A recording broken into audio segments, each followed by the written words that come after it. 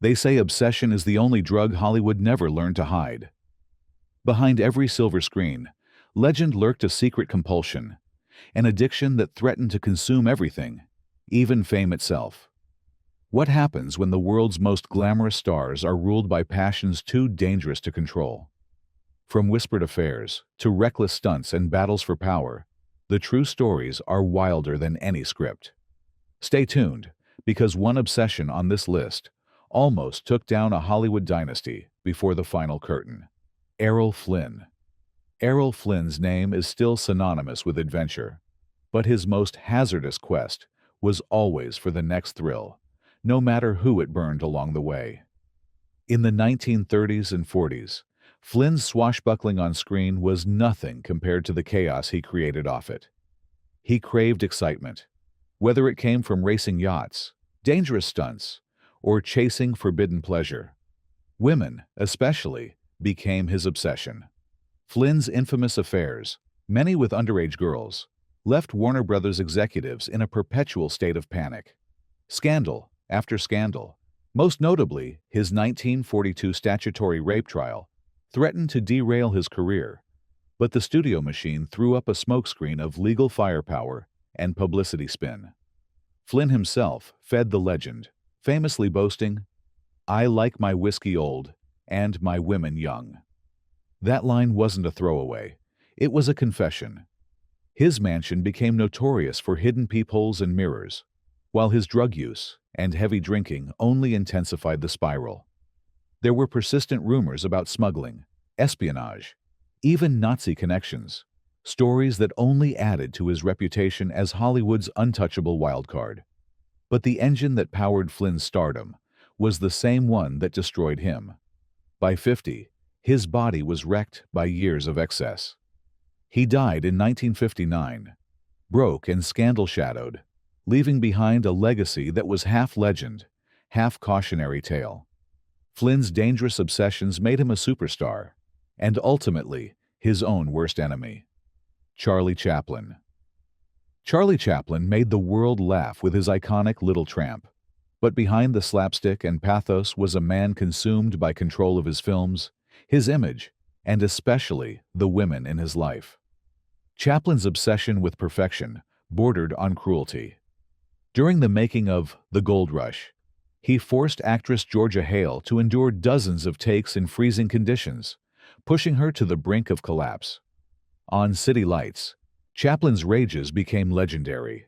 He once smashed a camera in a fit of anger, injuring a crew member and blaming the victim for getting in his way. The darker side of his obsession came through in his private life. Chaplin relentlessly pursued much younger women, often teenagers, and insisted on molding them into his ideal leading lady, emotionally, physically, and even contractually.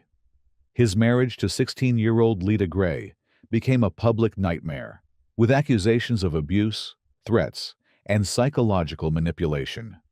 When Gray left, the ensuing divorce scandal nearly ruined Chaplin's career, but he managed to skate through, shielded by his celebrity. Even in politics, Chaplin's need to control his narrative brought him trouble. Accused of communist sympathies during the Red Scare, he was banned from re-entering the U.S. in 1952. Chaplin once said, "I remain just one thing, a clown." The truth was far more complicated. His obsession with control was his creative fuel, but it also made him one of Hollywood's most quietly dangerous figures, one who shaped, and sometimes shattered, everyone in his orbit. Robert Mitchum. Robert Mitchum's sleepy-eyed cool masked an insatiable need for rebellion. He was a man who not only played the bad boy, but lived it. Mitchum's obsession was risk itself, whether it was barroom brawls, reckless driving, or pushing authority to its breaking point. He lived for the adrenaline rush that came with flirting with disaster. His 1948 marijuana bust with actress Lila Leeds was national news, threatening to end his career in a Hollywood obsessed with moral image. But instead of recoiling, Mitchum seemed almost amused by the chaos.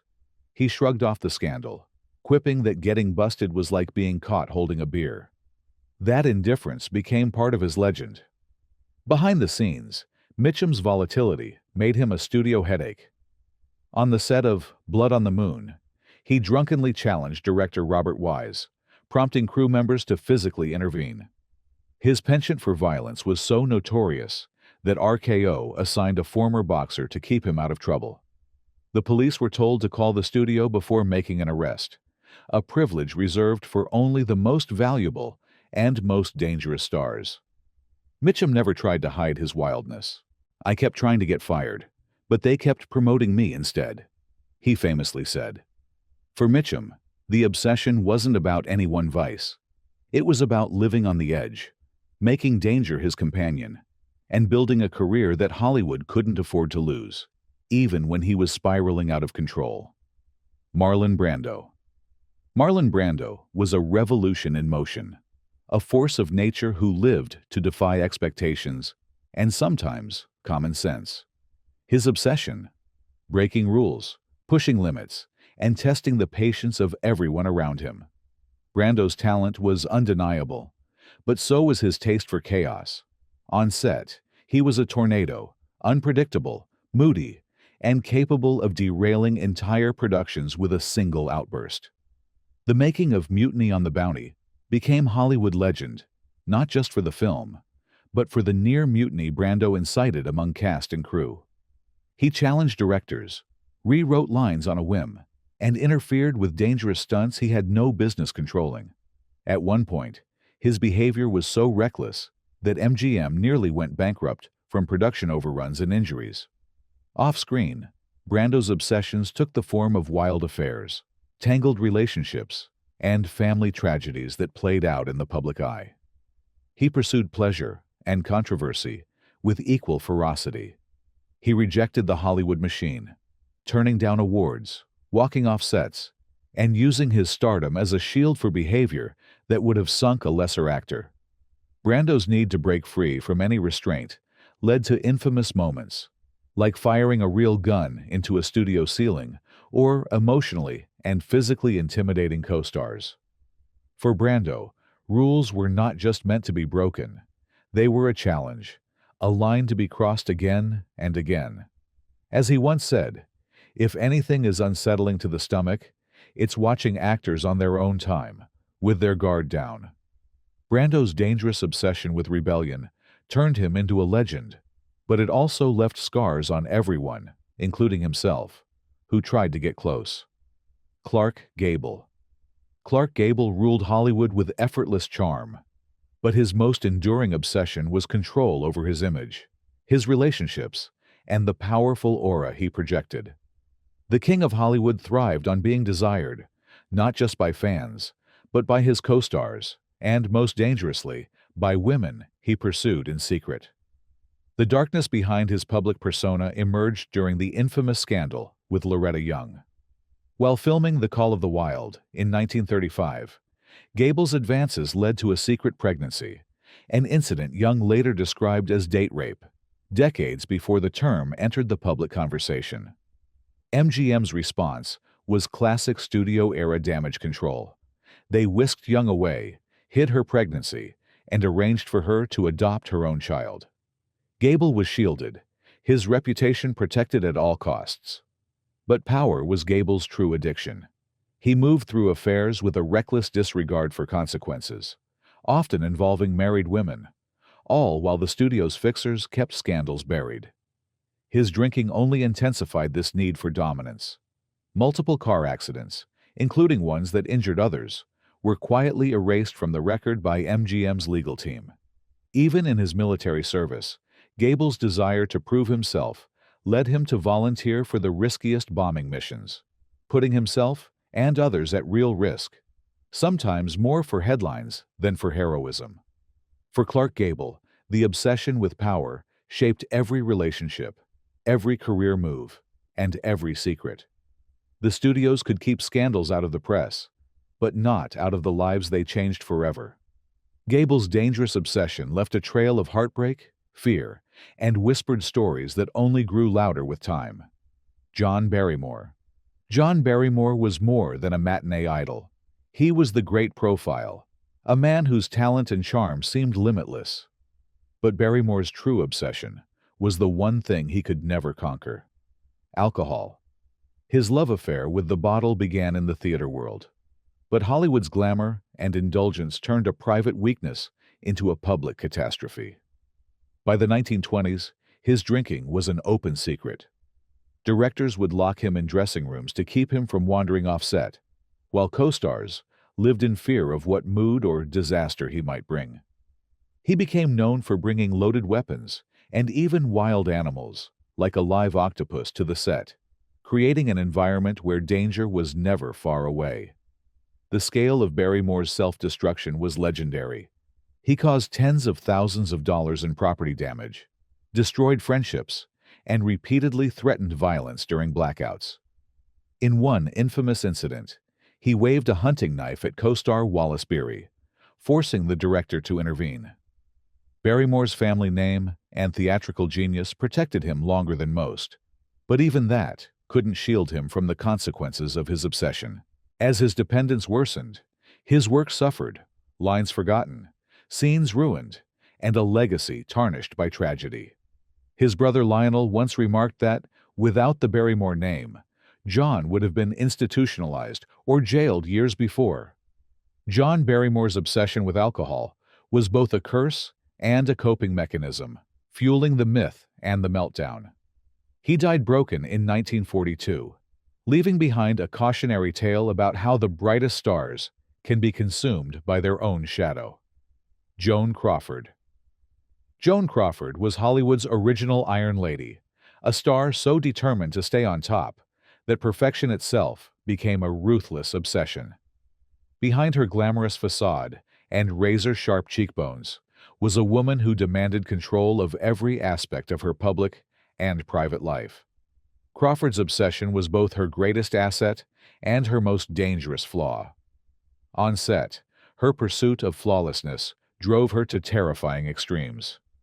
She was notorious for violent outbursts against cast and crew, once attacking a wardrobe assistant with a metal hanger, leaving her bloodied and traumatized, all because of a misplaced pair of shoes. Co-stars like Fred MacMurray never forgot her unpredictable rages. He carried the scars from one on-set altercation for the rest of his life. Alcohol only intensified her volatility. Multiple MGM reports documented occasions where Crawford's drinking left her uncontrollable, requiring staff to physically restrain her after drunken confrontations. Her aggression wasn't just impulsive. It was calculated. Crawford was known to single out a target early in each production, making an example of them to instill fear and ensure discipline from the entire cast and crew. Even Hollywood's most powerful men weren't safe. During a heated argument, she reportedly threatened legendary producer Louis B. Mayer with a letter opener. Crawford's need for control extended to her children as well, as chronicled in Christina Crawford's infamous memoir, Mommy Dearest. But whether as a mother or a movie star, Joan's obsession was always the same: perfection at any cost. While this relentless drive secured her place in Hollywood history, it also left deep wounds on everyone in her orbit. Crawford's legacy is one of brilliance, overshadowed by a lifelong battle with the very obsession that made her a legend. Wallace Beery. Wallace Beery was beloved by audiences for his gruff, lovable roles. But away from the camera, he was infamous for an obsession with dominance that made him one of MGM's most feared stars. On set, Beery's aggression bordered on the sadistic. He was known for explosive outbursts, particularly toward those he deemed beneath him. The most chilling example of his behavior is tied to the mysterious death of comedian Ted Healy, founder of the Three Stooges. Multiple witnesses claimed Beery participated in a brutal assault on Healy outside a nightclub. The comedian died days later from his injuries, but thanks to the studio's powerful fixer, Eddie Mannix, Beery was conveniently overseas when police started asking questions. No charges were filed, and the incident faded into rumor and legend. Beery's violent streak was no secret on film sets either. He assaulted directors, including George Cukor, and bullied child actors so relentlessly that MGM had to assign security to keep him in check. Both Jackie Cooper and Jackie Searle were reportedly injured by Beery during filming, while female co-stars like Marie Dressler refused to work with him again after suffering his physical harassment. Instead of facing consequences, Beery was shielded by MGM executives, who even kept a slush fund to cover the damages he caused. Director William Wellman bluntly called Beery the most hated man in Hollywood, while studio head Louis B. Mayer admitted that Beery's temper had to be managed constantly. Obsessed with dominance, Beery thrived in a system that rewarded bullying, at least as long as the box office receipts kept rolling in. His legacy remains forever tainted by the darkness he brought behind the scenes. George Raft, Dangerous Ties, and Underworld Obsessions. George Raft's career was defined by a unique and dangerous obsession: his lifelong fascination and deep involvement with the criminal underworld.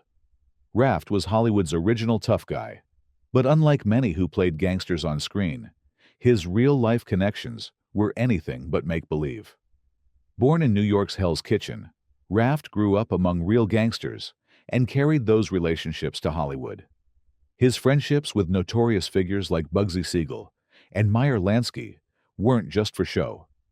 FBI files later revealed that Raft served as an intermediary between Hollywood and the mob, helping fix deals and even silence potential problems with the help of his underworld contacts. On set, Raft's reputation for intimidation was legendary. Director Raoul Walsh once received a threatening visit from two unidentified men after criticizing Raft's performance, a not-so-subtle warning to tread carefully. Actress Ann Sheridan recalled the constant tension, with everyone on edge knowing Raft had powerful friends who could make problems vanish. His obsession with loyalty and control extended to his personal life. Actress Betty Grable received threatening messages after breaking off a brief relationship with Raft. His willingness to blur the line between Hollywood and organized crime landed him roles, including in Some Like It Hot, after rivals were mysteriously forced to withdraw. Raft's legacy is that of a man who made his own rules and used dangerous connections as both sword and shield. He survived and thrived because few in Hollywood were willing to test just how far he'd go to protect his own. For George Raft, the obsession with underworld power made him as dangerous off-screen as he ever was in the movies. Lawrence Tierney. Lawrence Tierney built his reputation playing hard-edged gangsters. But the truth is, the danger didn't stop when the cameras did. Tierney was notorious for an obsession with violence that no studio could fully control. Throughout the 1940s and 50s, he was arrested a staggering 12 times for offenses ranging from public drunkenness and assault to brawls that left more than just bruised egos in their wake. Colleagues and directors quickly learned to tread lightly. On the set of Born to Kill, Tierney's rage boiled over. He hurled a prop glass at director Robert Wise, narrowly missing his head and striking a crew member instead. But the outbursts weren't limited to men. Actress Claire Trevor recalled being physically assaulted by Tierney after a disagreement, the violence so sudden and severe that the crew had to pull him away. Even Hollywood's legendary fixers grew tired of shielding him. Studios like RKO, which once paid off police and silenced reporters, eventually washed their hands of Tierney, letting him face the legal consequences on his own. Yet, despite his dangerous reputation, his acting talent and on-screen magnetism kept doors open, albeit warily. The violence never faded with age. Even decades later, on the set of Reservoir Dogs, Quentin Tarantino himself struggled to manage Tierney, firing him after a physical altercation and a stolen butcher knife incident. Tierney's life was a study in obsession. His inability to control his temper and need for dominance left him isolated, feared, and remembered as much for his volatility as his talent. In a world where tough guy acts usually ended when the director yelled cut, Tierney remained trapped by his own dangerous compulsions until the very end. Spencer Tracy. Spencer Tracy's on-screen image was one of steady, quiet strength. But behind the scenes, he was a man deeply tormented by competing obsessions. His clandestine romance with Katharine Hepburn and his lifelong battle with guilt and addiction. A devout Catholic, Tracy refused to divorce his wife, even as he and Hepburn sustained a decades-long love affair known to everyone in Hollywood, but hidden from the public. The secrecy wasn't just about reputation.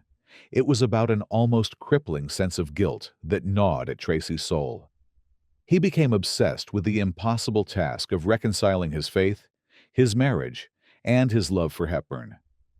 The emotional toll was enormous, and Tracy found solace in the bottom of a bottle. His drinking was legendary and dangerous. Friends and co-workers learned to recognize the signs of an impending spiral. Tracy would disappear for days, binge drinking in seedy hotels, and return to set as if nothing had happened. But the real danger came when Tracy lost control. He was known to throw tantrums, break down emotionally, and sometimes lash out physically when drunk or overwhelmed. One director described working with him as walking on glass with bare feet. Hepburn herself became his shield and caretaker, often protecting him from scandal or self-destruction.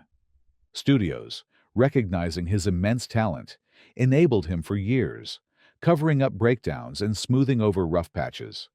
But the obsession with hiding his true self, combined with his battles with alcoholism and faith, left Tracy broken and exhausted by the end of his life.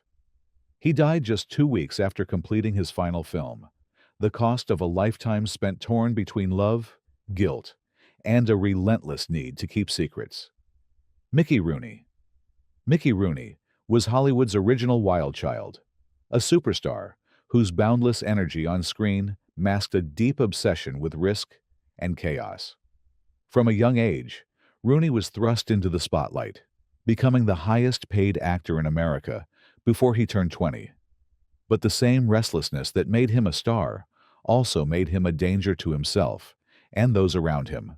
Rooney was obsessed with gambling, not just at the tables, but with every decision in life.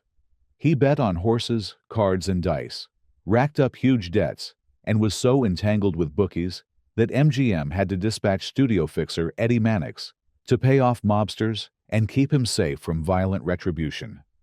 His compulsive need for excitement spilt into his personal life, where he tore through 8 marriages, each one ending in turmoil, jealousy, and heartbreak. Rooney's reckless behavior didn't stop with gambling.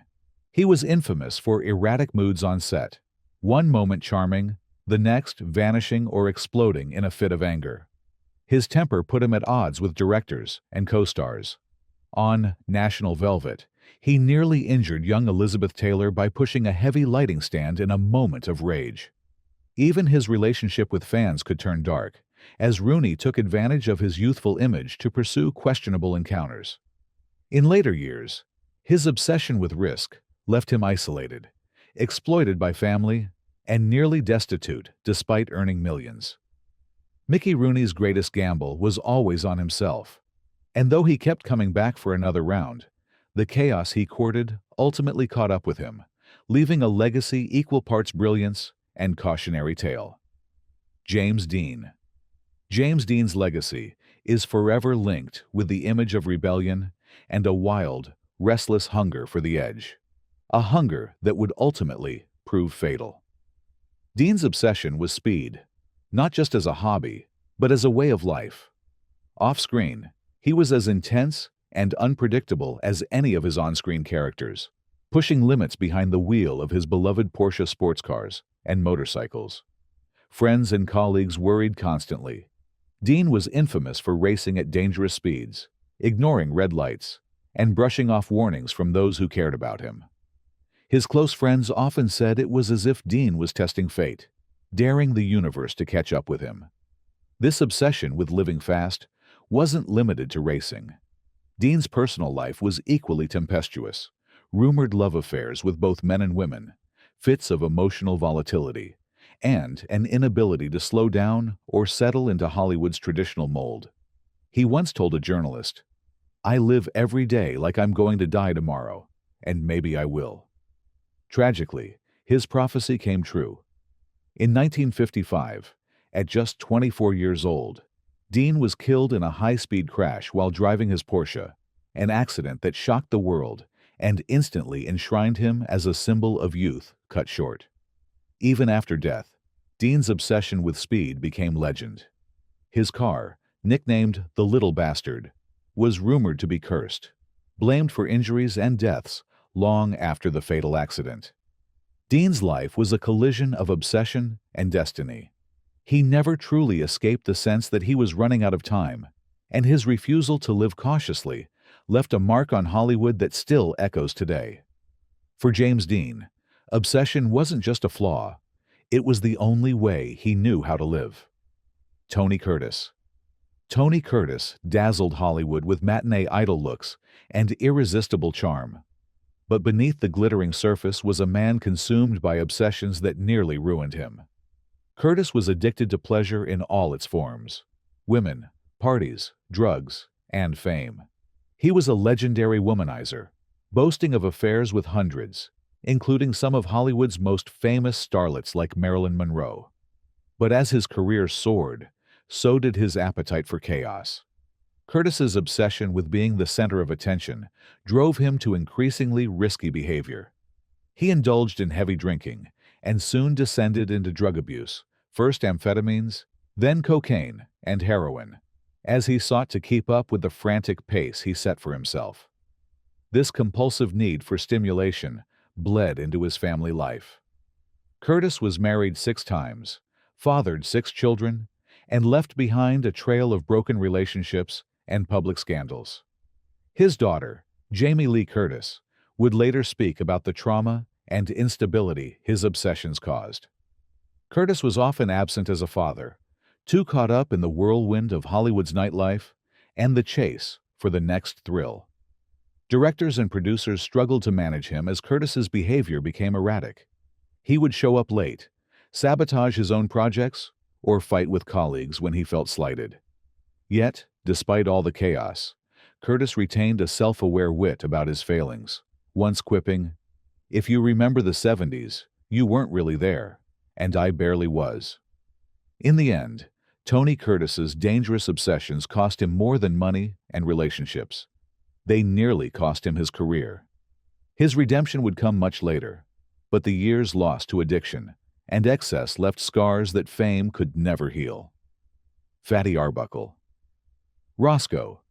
Fatty Arbuckle was once one of Hollywood's most beloved silent comedians, a box office giant whose appetite for pleasure and excess seemed to know no limits. Arbuckle's obsession was hedonism, lavish parties, wild nights, and a lifestyle where nothing was off limits. He became a symbol of Hollywood's roaring, anything-goes era, where success meant indulgence and every whim could be satisfied. But behind the laughter, Arbuckle's compulsive need for thrill-seeking and pleasure led him down a dark and ultimately tragic path. The party ended abruptly in 1921, when Arbuckle was accused of raping and fatally injuring actress Virginia Rapp during a notorious weekend at the St. Francis Hotel. The scandal exploded in the press, with details of wild orgies and booze-fueled debauchery painting Arbuckle as the face of Hollywood's moral decay. Arbuckle endured 3 grueling trials and was ultimately acquitted, but the damage was irreversible. Public opinion turned violently against him. Studios blacklisted his films, and the once beloved star became a pariah overnight. The Arbuckle case didn't just destroy his own career, it triggered an industry-wide moral panic that led to the creation of the Hays Code, a strict set of rules meant to clean up Hollywood's image. Arbuckle spent the rest of his life trying and failing to stage a comeback. He died young, forever marked by the excesses that once brought him joy. For Fatty Arbuckle, obsession with pleasure proved not only dangerous, it was catastrophic, both for himself and for an entire generation of stars who suddenly realized that even the biggest could fall. Rock Hudson. Rock Hudson was the embodiment of the all-American leading man, tall, handsome, and irresistibly charming. But behind that perfect Hollywood smile was a man tormented by an obsession that would define and nearly destroy his life: secrecy. In the 1950s and 60s, When Hudson's fame reached its peak, Hollywood was unforgiving to anyone who didn't fit its carefully crafted image of masculinity. Hudson, a gay man at heart, was forced by the studio system into a relentless double life. Every public appearance, every romantic storyline, and even his marriage to his agent's secretary were orchestrated to conceal the truth from both the public and the press.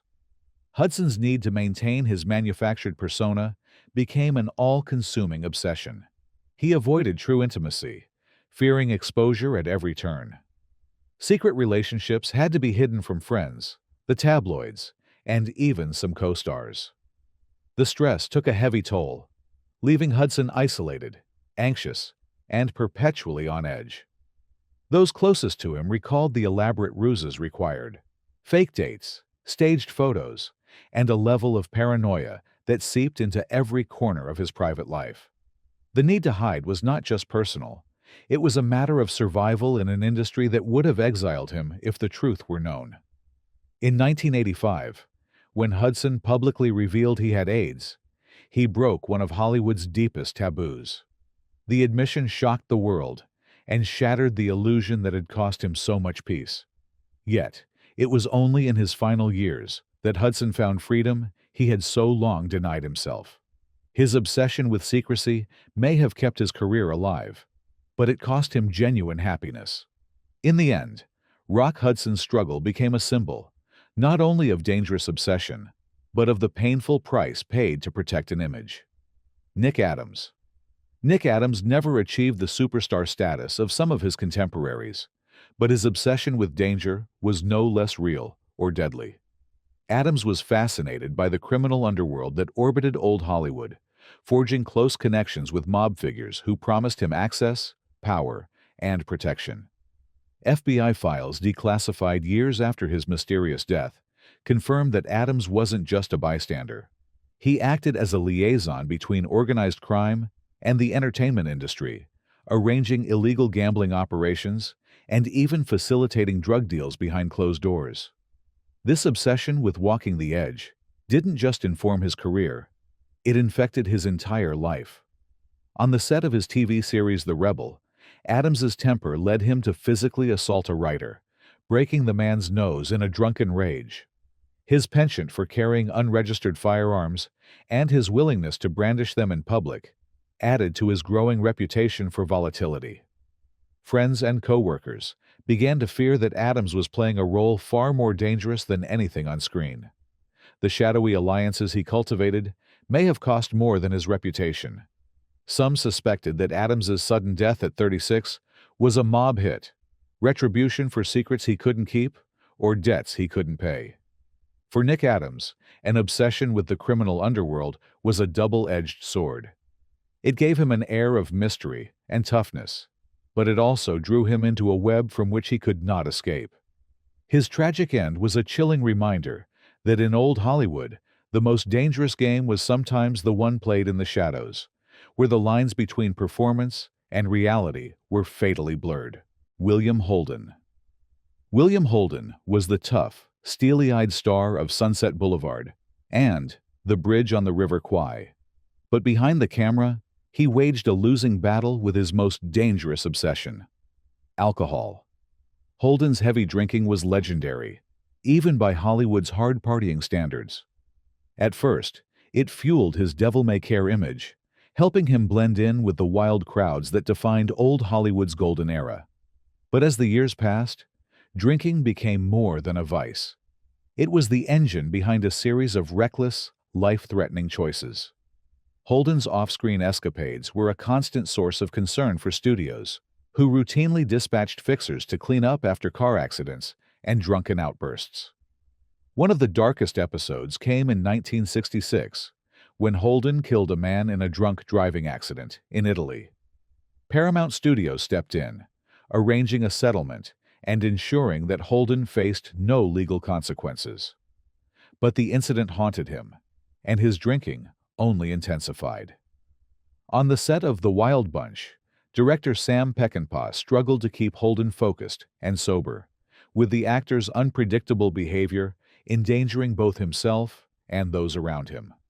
Holden's personal relationships suffered as well. He was known for making unwanted advances and for driving away friends and lovers with his volatility. Ultimately, his obsession with the bottle contributed to his tragic death in 1981, when he slipped, fell, and bled to death alone after a night of heavy drinking. William Holden's story is a sobering reminder of how dangerous obsessions can consume even the strongest, and how the costs are often paid in private, far from the glamour of the spotlight. Lupe Velez. Lupe Velez, famously dubbed the Mexican Spitfire, was a whirlwind of talent and emotion, a woman whose fierce passion could light up a room or set it ablaze. Her obsession was love, but not the gentle Hollywood kind. For Velez, romance came hand in hand with jealousy, violence, and spectacular public displays. Velez's relationships were legendary for their volatility, most famously with Gary Cooper. Their romance was marked by epic fights. Velez once chased Cooper with a kitchen knife and, in another moment of rage, fired a gun at him. Cooper later confessed to friends that he genuinely feared for his safety, describing their love as like holding nitroglycerin. Velez's fiery temper didn't stop with lovers. It was a constant presence on film sets as well. During the production of Cecil B. DeMille's Squaw Man, she hurled a makeup case at the director's head, prompting the studio to require anger management counseling. At a 1933 film premiere, she physically attacked actress Lillian Gish, suspecting her of being involved with Cooper. Studios capitalized on her wild reputation, branding Velez as untamable, but privately, executives and co-stars treaded carefully, never sure when her mood might explode. Off-screen, Velez's inability to control her obsessions led to a life of chaos and heartbreak. Struggling with career disappointments and unrelenting emotional swings, she ultimately took her own life in 1944 at just 36 years old. Hollywood's reaction was a complicated mix of sorrow and relief. Some openly admitted they feared she would harm herself or someone else long before her tragic end. Velez's dangerous obsession with passionate love and jealousy became both her trademark and her undoing, leaving a legacy of brilliance tainted by personal torment that still echoes through Hollywood history.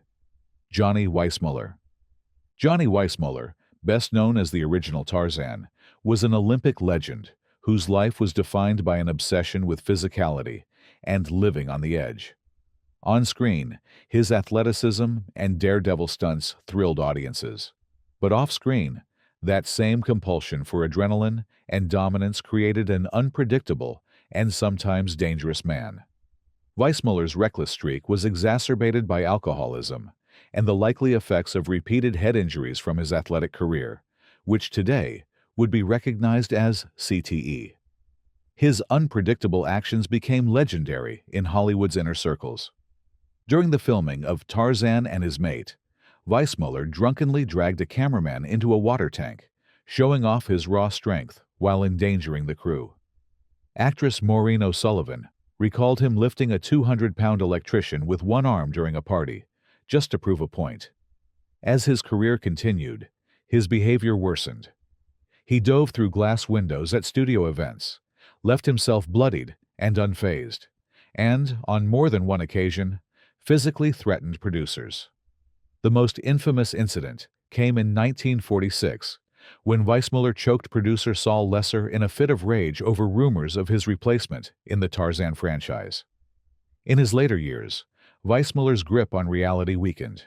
He would reportedly slip into his Tarzan persona, acting out scenes in nursing homes and frightening staff. Even his own son admitted that the line between Johnny and his jungle alter ego had all but vanished. Weissmuller's dangerous obsession with thrill and physical dominance transformed a hero into a cautionary figure, illustrating how the qualities that made a man famous can ultimately become his undoing. John Wayne. John Wayne's towering presence and rugged masculinity defined generations of American heroes, but his obsession with authority and toughness often turned film sets into battlegrounds. Wayne's need to dominate wasn't just a matter of performance. It was a compulsion that colored every interaction, both personal and professional. He demanded absolute control, and when challenged, his temper exploded in ways that left lasting scars. On the set of The Green Berets, Wayne physically assaulted a young sound technician who dared suggest a script change, slamming the man against a wall and delivering a harsh warning. His daily drinking was legendary, a fifth of bourbon a day on Red River, and only fueled his volatility. Wayne's insistence on realism led him to fire stunt coordinators and take over dangerous sequences, resulting in multiple on-set injuries. Even more alarming, Wayne brought a loaded gun to the set of The Cowboys, claiming it was for protection. No one dared report him, a testament to the culture of fear he fostered. Wayne's authority complex extended beyond the set. Native American actors who questioned the historical accuracy of scenes were threatened with blacklisting, and some refused to work with him again. Wayne's power allowed him to act with near impunity. Studios and producers turned a blind eye as long as the box office receipts kept rolling in. His obsession with being the ultimate alpha, on screen and off, created an environment where intimidation and recklessness went unchecked. In John Wayne's world, authority wasn't earned, it was enforced. And for those caught in his orbit, that obsession could be as hazardous as any Western showdown. From desperate chases for love to obsessions with power, secrecy, or living on the edge, these legends proved that behind every Golden Age smile was a battle nobody else could see. Their stories remind us that obsession isn't just a Hollywood script. It's real, and it changes destinies. Which actor's obsession shocked you most? Drop your thoughts in the comments, and if you want more dark tales from Hollywood's golden past, be sure to subscribe. The next secret might be closer than you think.